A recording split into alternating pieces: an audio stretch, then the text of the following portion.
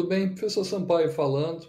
Vamos a mais 3 questões propostas pela Turing.com para a seleção de profissionais brasileiros para atuar em projetos internacionais, ok?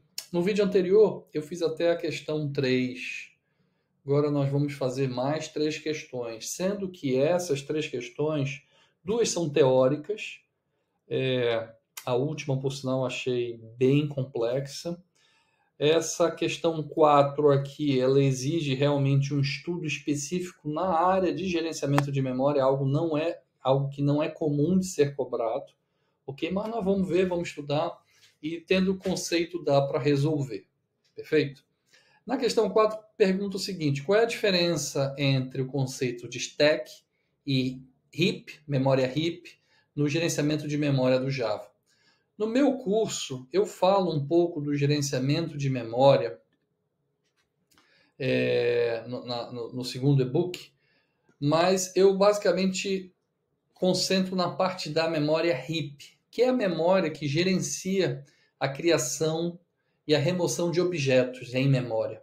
Basicamente isso, perfeito? A outra parte que referencia variáveis locais, chamadas de métodos, elas não ficam na heap. Então, elas ficam na stack. Ok? Então, sabendo disso, que a heap é basicamente a alocação da alocação de objetos em memória, a gente pressupõe que o stack fica com variáveis locais e chamadas de métodos. E por que essa parte de gerenciamento de memória, só aprofundando um pouco mais o conhecimento, é tão importante? Porque quando você trabalha com projetos com milhares de usuários pendurados, esse gerenciamento correto da heap ele é importante para não estourar a memória da sua máquina. Então isso aí nós chamamos de vazamento de memória, quando o projeto não é bem feito, que a gente chama de memory leak. Okay? Aproveitando aqui a questão para trazer esse conceito.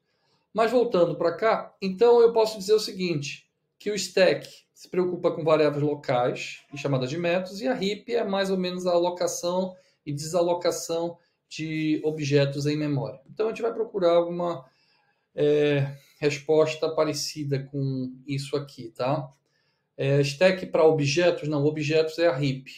Stack, tipos primitivos e chamadas de método, e o heap para objetos. Não necessariamente tipos primitivos aqui. Stack para dados estáticos, não. Heap é usado para dados dinâmicos? Sim, a criação e a remoção de objetos são dados dinâmicos, ok. Stack é usada para variáveis locais, ok. E chamadas de métodos, ok. E a heap é usada para variáveis globais, ou seja, eu entendo aqui como variáveis globais aquilo que não é alterado a todo instante. Esse é o conceito. Essa primeira parte perfeita. Essa segunda, ok, eu marcaria a letra D. Tá? Nessa questão aqui eu marcaria a letra D. É a que mais, no meu entendimento, se aproxima do conceito correto. Tá? É uma questão bem específica. Questão 5. Essa aqui é código e basicamente é para saber se você sabe tratar a exceção. No meu material, eu falo essa parte de exceção no e-book 3, no conceito de erros e exceções. E, basicamente, quando nós estamos trabalhando com tratamento de exceções, nós temos o try, catch e o finally. O try é executar algum código ou um conjunto de código. O catch para pegar as exceções, não é obrigatório ter o catch. E o finally, ele vai executar sempre por mais que tenha exceções. Então, se tiver só try finally, ele vai rodar o código aqui e roda o código do finally também. Ok? Então, a gente trabalha bastante isso porque em todo o nosso código Java sempre tem tratamento de exceção. Então, vamos voltar para cá. O que ele está dizendo aqui? Vamos lá. Vou pegar a canetinha. Ele criou um método, chamou divide, recebe 2 números, A e B, do tipo inteiro, e vai retornar um integer. Ele usa o try e o finally, não tem catch, não tem tratamento de exceção aqui. Então, isso aqui sempre vai ser impresso. Tá?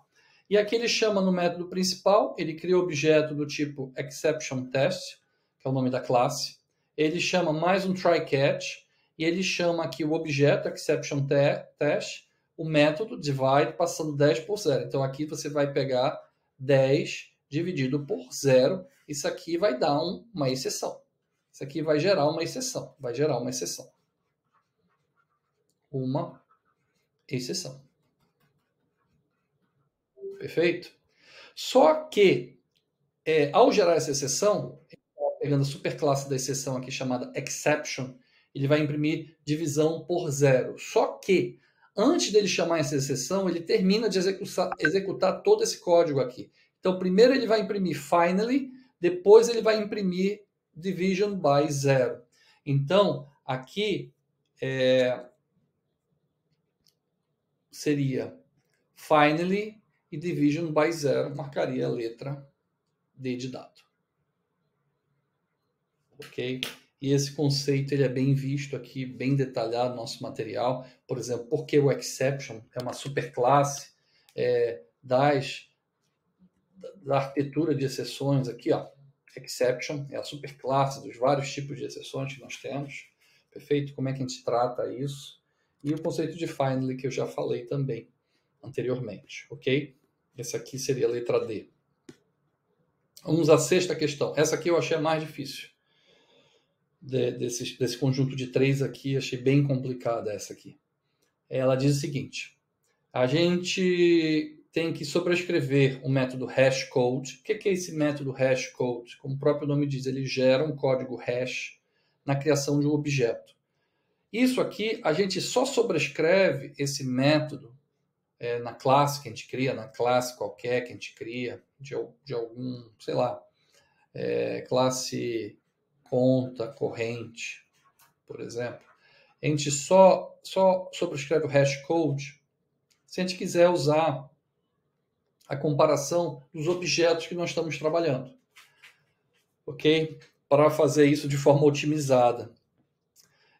E aqui diz o seguinte, foi feita essa sobrecarga e ele sempre retorna o mesmo valor. Então, assim, já é uma coisa estranha, porque o hashCode, para retornar sempre o mesmo valor, ele perde um pouco do sentido. Porque qual é o sentido de você comparar algo se ele sempre retorna o mesmo valor? Retorno do mesmo valor. Mas ok, vamos continuar. Mesmo valor. Aqui foi para complicar mesmo.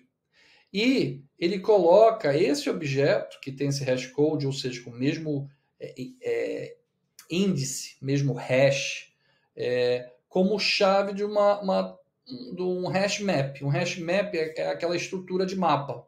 É uma estrutura de tabela, se você quiser colocar de uma maneira mais simples, uma tabela em memória, onde aqui você tem, basicamente, o código hash. Aqui você tem um código hash. E aqui você tem um conteúdo. Tá? Qual é a complexidade do get do hash map? Realmente bem complicada essa questão. Vamos ao conceito primeiro de hash map. Vamos usar esse conceito, tá? E ver como é que a gente desenvolve essa questão. Então, esse conceito de hash map está aqui no curso 3. Vou pegar aqui. 200 e pouco. Tá. O conceito de... Tá aqui. Não, esse aqui... aqui lista, não. Aqui, interface map. E aí, ó, chave, valor, chave, valor, chave, valor. É esse o modelo. Tá? Então, você tem a tabela hash com códigos diferentes, não são códigos iguais, e conteúdos também diferentes. Ok? E você tem várias implementações. Aqui ele está exigindo aqui a hash map, que usa uma tabela hash para armazenar chaves de um mapa. Aqui um exemplo de código, quer dizer, aqui eu passei um número mesmo inteiro, como hash, para guardar essas informações, quer dizer, integer, o número, né, que eu estou usando, e o conteúdo, que é uma string. Perfeito? Agora, no momento que ele me diz que esse objeto que eu estou usando como hash, ele sempre retorna o mesmo valor, perdeu o sentido de ser um hash map. Porque aqui o hash map, obrigatoriamente, cada índice tem que ser separado. Cada índice tem que ser separado. Tem que ser diferente. E lá ele diz que o índice é igual. Então deixa de ser uma estrutura hash. E aí ele passa a ser uma estrutura do tipo linked list. Olha só. Olha que questão essa aí. Por que linked list, professor Sampaio? Porque ele não tem índice. É uma estrutura que não tem índice e você percorre essa lista duplamente encadeada. E você pode começar pelo início ou pelo fim, nas extremidades para fazer isso. Ele não tem índice, tá? De forma aleatória. Ou seja, na hora que ele diz que todos os índices são iguais, eu entendo o seguinte, que não precisa de índice. Né? Se a ideia do índice é para você encontrar logo, e se os índices são todos iguais, não tem índice. Então, esse hash map ele deixa de ser um hash map e passa a ser um linked list. E como é que você percorre um elemento do linked list? Basicamente, né? Cada objeto faz referência para frente e para trás. É uma lista duplamente encadeada, né? Eu explico isso nas nossas videoaulas. E como é que eu percorro tudo isso? Né? Isso aqui seria um for único, um laço único, do início ao fim para percorrer.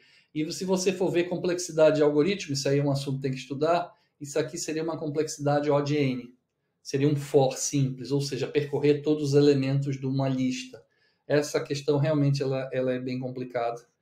E eu marcaria aqui letra E. Perfeito. Bem, é isso. São essas 3 questões adicionais que eu queria apresentar para vocês. Espero que vocês tenham gostado da explicação e vejam o nível de exigência que eles cobram, né, do aluno. Isso aqui só mostrei as questões iniciais, ainda tem muitas outras questões de Java e tem muitas outras questões de outros assuntos também.